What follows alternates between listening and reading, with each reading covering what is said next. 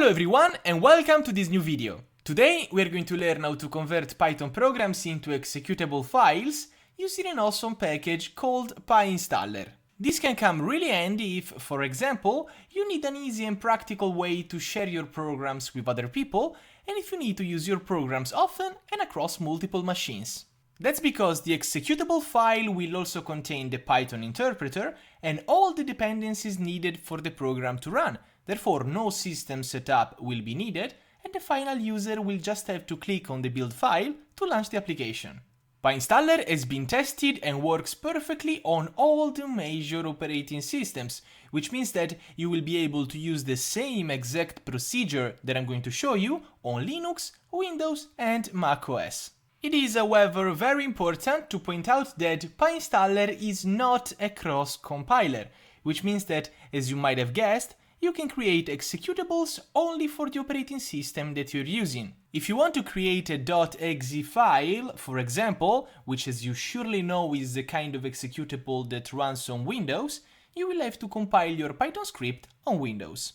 The same applies to the .app files that can be used on macOS and to the Linux executables.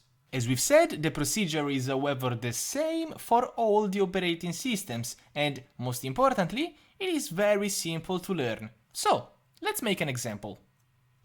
As you can see, I'm currently inside of a folder where I have two .py files, two Python scripts, and a folder called VM, which, as the name clearly suggests, contains a virtual environment where I've installed all the dependencies needed for my scripts to run. I'm now going to open up a new terminal. As you can see, my operating system of choice is clearly Linux, and I am currently inside of the same folder that we've just talked about. The virtual environment is activated, so we can give the pip list command, and here we can see all the dependencies needed for my programs. So now, if I want to run one of my scripts, I have to launch it as any other Python script. For example, let's launch ASCII downloader.py, which is a simple GUI program that allows us to download ASCII arts based on a word or sentence entered by the user. For example, I could enter something like hello world, download ASCII art, and here it is. By the way, you might have recognized this program because this is one of the programs we've created in one of the lessons of the TK Inter series here on this channel.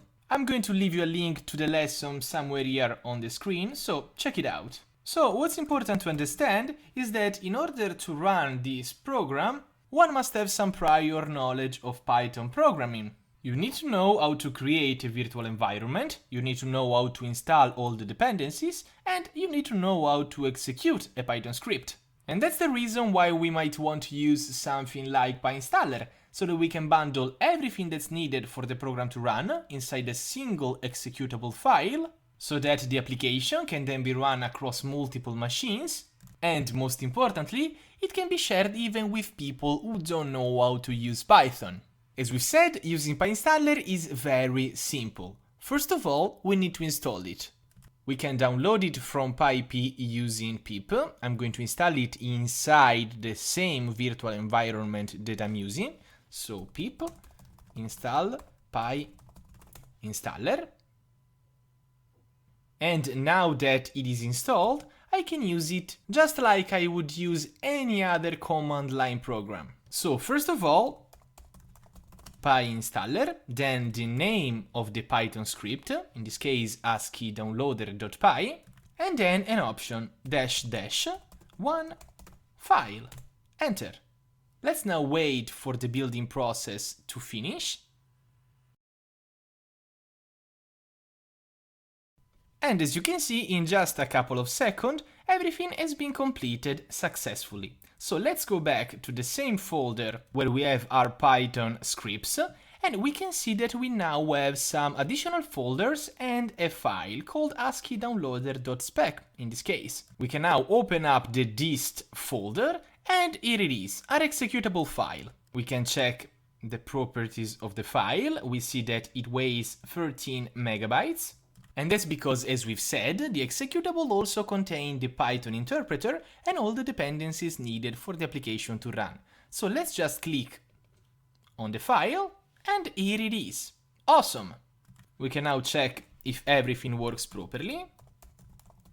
You can type something like PyInstaller, and here is the corresponding ASCII art. Perfect! Of course, if you are now on Windows, you will find a .exe file inside of this folder. We can just close this program as with any other program we might use in our system.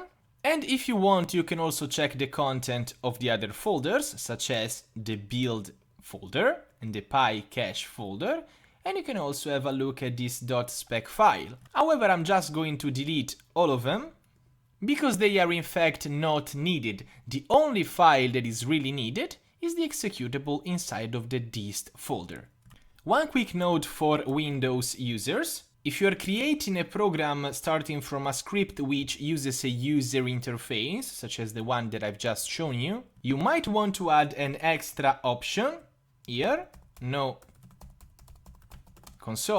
And that's because by default, even if you're executing a file which already has a user interface, a graphical user interface, Windows will also open up another console, another terminal, where some debugging information might be shown, and in general it is just not strictly needed for the application to work properly. The NoConsole parameter, however, is clearly not needed in case you need to create an executable file starting from a command line interface script, such as this Fibonacci.py file here. In such cases, all the program's output is going to be printed to the console, therefore we're going to need it. So let's open up the terminal once again, and here we can give the command PyInstaller, Fibonacci.py, one file.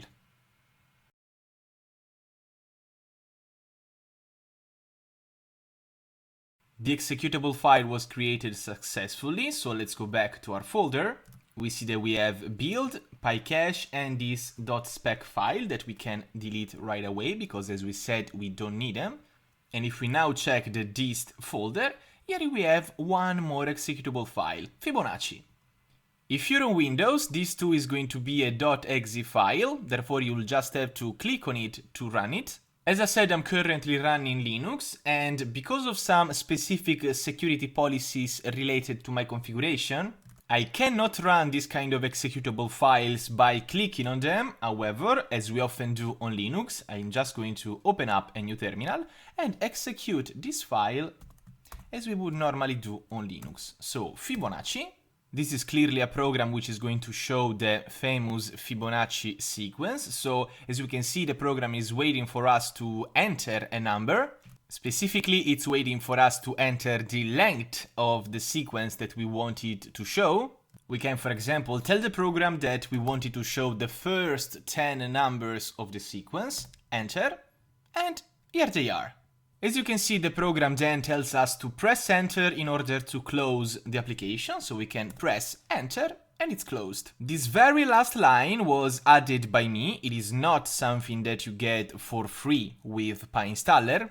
And I've decided to add this instruction as the very last instruction to be executed in my script, because otherwise, without any such instruction, in operating systems such as Windows, the terminal itself, the whole window, gets closed right away as soon as the program finishes executing its instructions.